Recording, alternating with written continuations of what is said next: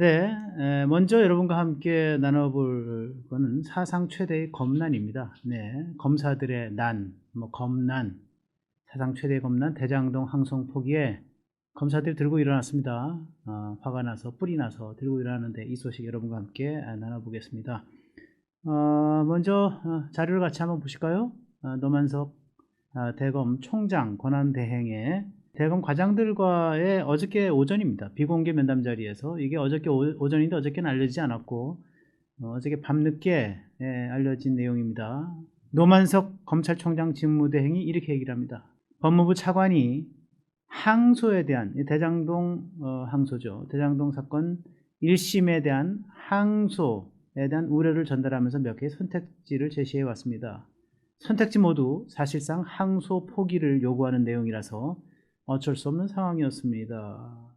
노만석 총장 권한대행이 첫날만 해도 그저께인가요? 첫날만 해도 이게 뭐 대체 무슨 일이 있었던 거냐? 어떻게 된 거냐? 그랬더니 그때는 좀 다른 식으로 얘기를 했었죠. 그때 자신이 스스로 판단했다는 등 아니면은 법무부 의견을 종합해서 판단했다 이런 식으로 얘기를 했던 건데 그건 이제 그제 공개적으로 알려진 얘기고 어저께 오전에 비공개 면담 자리에서는 이제 자기의 심경을 토로했다고 보입니다. 이건 어떻게 보면 면피성 발언인데 법무부 차관이 항소에 대한 우려를 전달했다. 법무부 차관이 전달했으면 당연히 법무부 장관과 상의를 해서 전달을 한 거겠죠. 더군다나 이재명 대통령이 이래저래 엮여 있는 사건이기 때문에 이거는 법무부 장관이 모를 수도 없고 실제로 어저께 또 도어스태핑에서 얘기한 것도 있고 몇 개의 선택지를 제시했어요. 법무부 차관이. 그런데 그 선택지 모두 하나하나가 사실상 항소 포기를 요구하는 거다. 이 선택지의 구체적인 내용 몇 개의 선택지가 한 3개가 된다. 그러면 첫 번째 이래서 항소를 포기해야 되는데 너 이거 택할래? 아니 두 번째 이래서 또 항소를 이걸 포기해야 되는 건데 이걸 선택할래요? 세 번째 이런 논리로 해도 항소를 포기해야 돼요. 당신 어떤 논리를 선택할 거야? 이런 내용 아닌가 싶어요. 나중에 이것이 드러나게 됩니다. 실은 이게 지금 당장이야 애들이 가리려고 하겠지만 어떻게든 드러나려고 할 텐데 그러면은 법무부 차관 장관과 협의한 것이 분명해 보이는 법무부 차관이 그래 사실상 항소 포기를 요구하는 내용을 이렇게 선택지라고 해서 제시해 왔어. 야 이거 큰일 날 사람들이네. 이제 이렇게 해서 민심이 불이 붙겠죠. 그렇게 얘기를 했다는 거고요. 그리고 이어서 이제 대검 연구관들 이제 평검사들 중에서 연구관들입니다. 이게 검찰의 이제 기소 공소 문제, 그다음에 수사 문제, 그리고 여러 가지 이제 재판의 대응 문제, 이런 것들에서 연구하는 이제 특별히 이제 검찰의 생리와 이런 것들에 대해서 그 이론적으로 잘 알고 있는 사람들로 검사들의 집단입니다. 대검 연구관이 노만석 총장 대행을 항의 방문했을 때도 이렇게 얘기했다고 합니다. 검찰이 처한 어려운 상황이나 이 부분이 중요합니다. 용산 대통령실이죠. 법무부와의 관계를 생각해서 따라야만 했습니다. 뭘 따라? 예, 항소 포기를 따라야만 했습니다. 중앙지검장에게 재검토를 지시했고 중앙지검장이 항소하지 않기로 결정한 겁니다. 나도 너무 힘들었습니다. 이렇게 얘기를 합니다. 여기서 분명히 드러난 것 하나는 어쨌든 법무부 차관이 개입했다는 것. 그래서 항소를 포기하라라고 하는 취지의 만을 담은 여러 가지 선택지를 제시했다는 것. 그리고 그걸 가지고 중앙지검장에게 지시를 했고 중앙지검장이 그걸 수용해서 항소 포기를 결정하게 됐다고 하는 것. 이 모든 것이 자기의 소위 이 책임을 지는 순간과 장소와 시간이 이제 나타나겠죠. 그때를 대비해서 자기 변명을 하고 있다는 것. 이런 것 같습니다. 노만석 검찰총장 대행, 이 양반이 제가 알기로는 연수원입니다. 연수원 29기입니다. 29기. 넣으면 이재명 대통령이 18기, 정성호 장관이 18기. 그렇죠. 이제 지금 민정수석으로 가 있는 봉욱이 19기, 그리고 노만석이 29기인데 한 10년쯤 후배 되는데 글쎄요. 저는 이 노만석 이 총장 대행을 체제를 계속 가는 이유, 총장을 세우지 않고 또 결국은 이게 한 10여 기쯤 후배. 그래서 이제 그 나약한 총장 체제를 만들어서 이게 법무부로 하여금 이것을 휘둘 수 있게 만들어 놓기 위해서 그랬던 거 아닌가라고 하는 그런 생각도 좀 해보게 됩니다. 노만석 총장 여러 가지 사퇴 요구에 몰려서 오늘 하루 연가를 내고 휴가를 갔다고 하는데 휴가를 가면서 뭐 어디에 적은 글 제가 어디에 있는 글인지 찾아보지 못했습니다만은 제가 듣기로는 홀가분하다. 이제 하루쯤 푹 쉬면서 좀 여러 가지 생각을 해보려고 한다. 참 이렇게 얘기하기 참 미안한데 제정신입니까? 홀가분해요. 아니 저기 검찰 조직을 이 생매장 해놓고 법치주의를 안매장 해놓고 말이야 홀가분하다는 얘기가 나와요. 정말 이런 사람이 검찰 조직의 수장이었다고 하는 거가 정말 끔찍합니다. 예. 저는 제가 여러분들에게 몇 차례 말씀을 드린 적이 있습니다. 제가 이게 꾹꾹 눌러 담아도 한 27, 8년 제가 기자 생활을 기자가 아니라 정치를 담당해왔고 정치를 취재해왔는데 정치를 오래 취재해온 기자의 감으로 이렇게 말씀을 드리는데 저는 권력의 몰락이라고 하는 그림이 떠오릅니다. 예.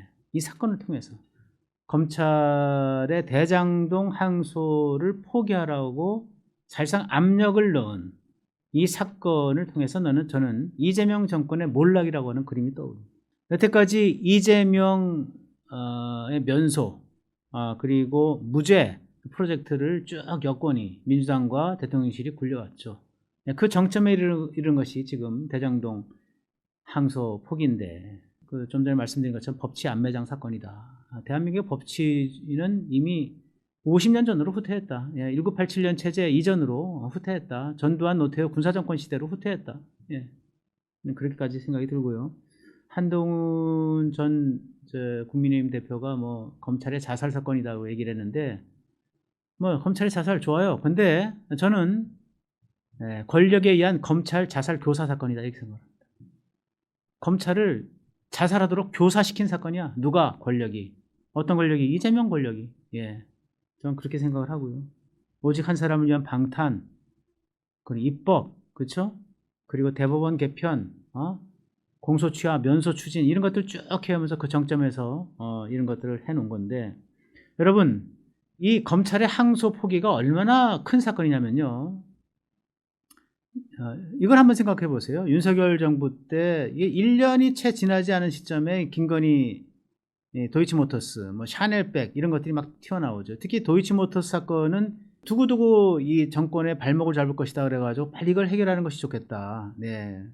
먼저 어떻게 된 것인지 국민에게 설명하고 양해 또는 사과를 하고 그리고 나서 검찰 수사를 받는 식으로 해서 해결하는 게 좋겠다라고 하는 각계의 주문이 있었어요. 근데 이거를 묻으려고 하다 검찰이 결국 수사를 했지만은 결국 뭐 아무것도 아니다, 뭐 별거 없었다 이런 식으로 해서 수사가 흐지부지 됐던 사건입니다. 저는 윤석열 정권의 몰락이 이 김건희 도이치모터스 사건 수사 흐지부지로부터 시작을 했다. 그렇게 생각을 합니다. 이게 뭐 받아들이고 싶지 않아도 어쩔 수 없는 현실이에요. 그 도이치모터스 사건이 지금까지도 이제 특검으로 이어져서 지금까지도 이 정권이 몰락한 이후에도 지금까지도 이제 윤석열 탄핵 이후에 윤석열 정부, 윤석열 대통령과 그 부부를 올가매고 있지 않습니까? 전 그것 때문에 탄핵이 사실상 시작이 된 거다 생각을 해요. 그런데 비슷합니다. 이번에 대장동 검찰의 항소 포기 사건 비슷해요. 전부 다 10여 년 전 과거의 사건이었어요. 정권을 세우기 전에 윤석열 정권 전에 22년에 윤석열 정권 들어섰는데 도이치모터스 2010년, 11년, 12년 이때 사건이었어요. 그죠? 대장동 사건 이재명 정부 올해 저63 조기 대선으로 출범을 했지만 2013, 14, 12 이때 사건이었어요. 10여 년 전 사건이에요. 과거의 사건이야. 얼마든지 먼저 선 고백하고 사과하고 양해를 구하고 그리고 나서 이 검찰의 수사를 또 잘 받아들이고 이런 식으로 해서 갔으면은 오히려 지금보다 이 사건이 묻혀질 수 있었어요. 이렇게 크게 확대되지 않을 수 있었어요.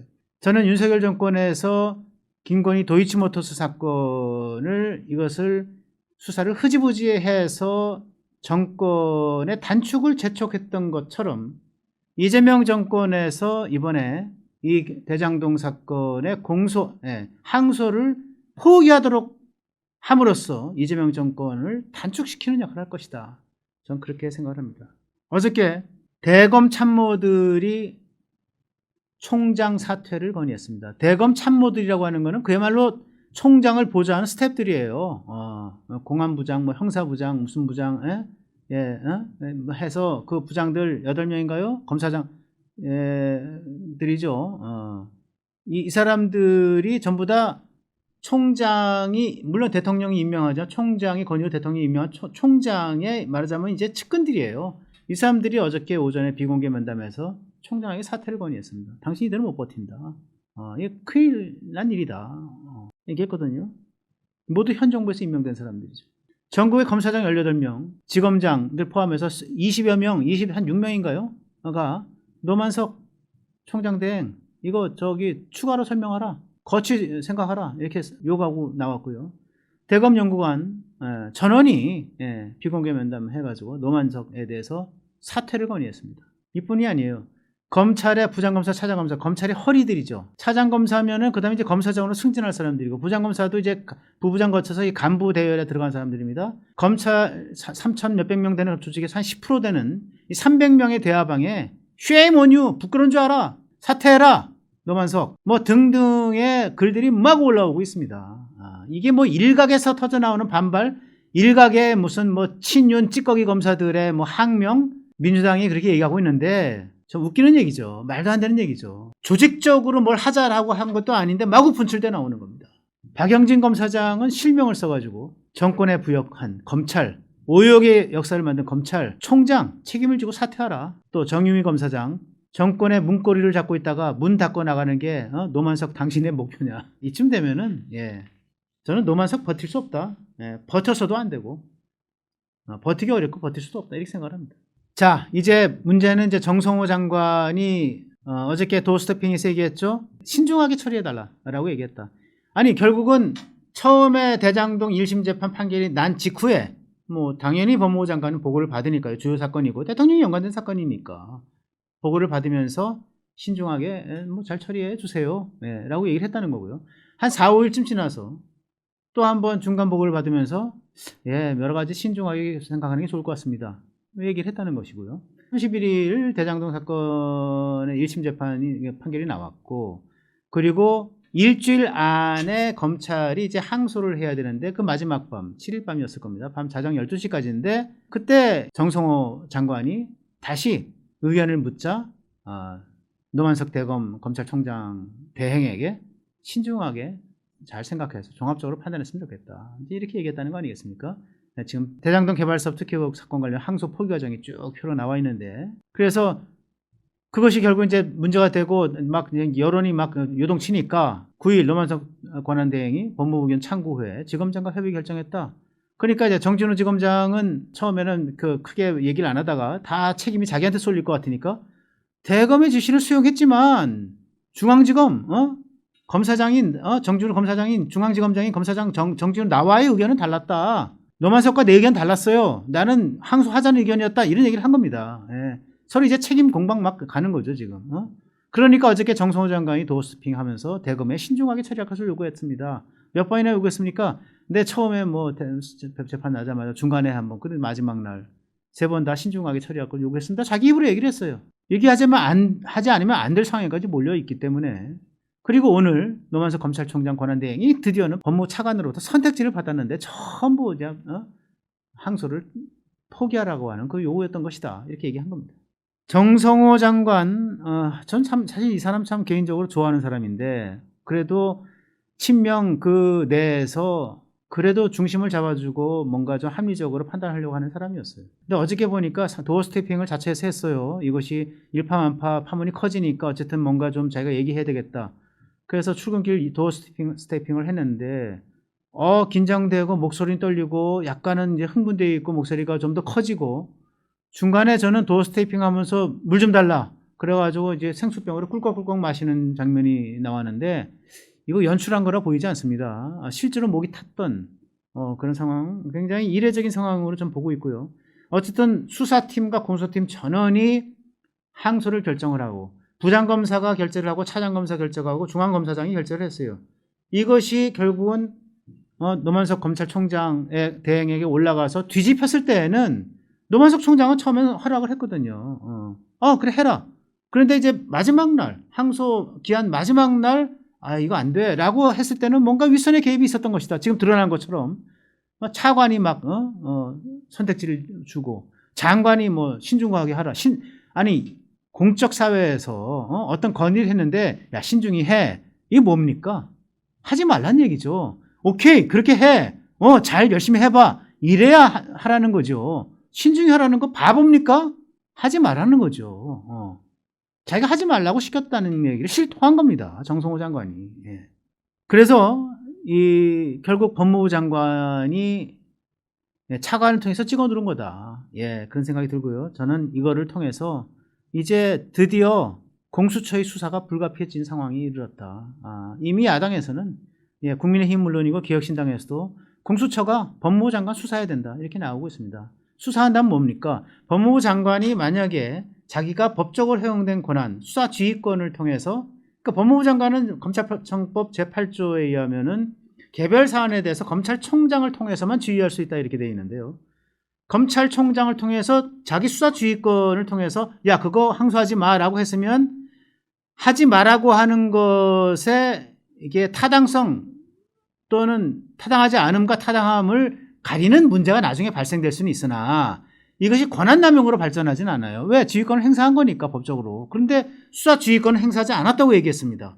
그런데 4.13의 수사 지휘권을 행사한 거예요. 예, 신중하게 처리해. 하지 말라고 한 거니까 내용상. 예. 그렇기 때문에 이거는 권한남용에 속한다. 따라서 이 고위직 인사에 대한 수사를 전담할 수 있도록 바로 문재인 정권 때 그에서 만들어졌던 이 공수처, 이 공수처가 바로 그 만든 사람들의 심장을 향해서 이거 수사를 시작할 수밖에 없는 상황이 이르렀다. 저는 이렇게 생각합니다. 이 수사 결과 수사가 착수할지 그리고 어떤 결과가 나타날지까지 여러분과 함께 지켜보겠습니다.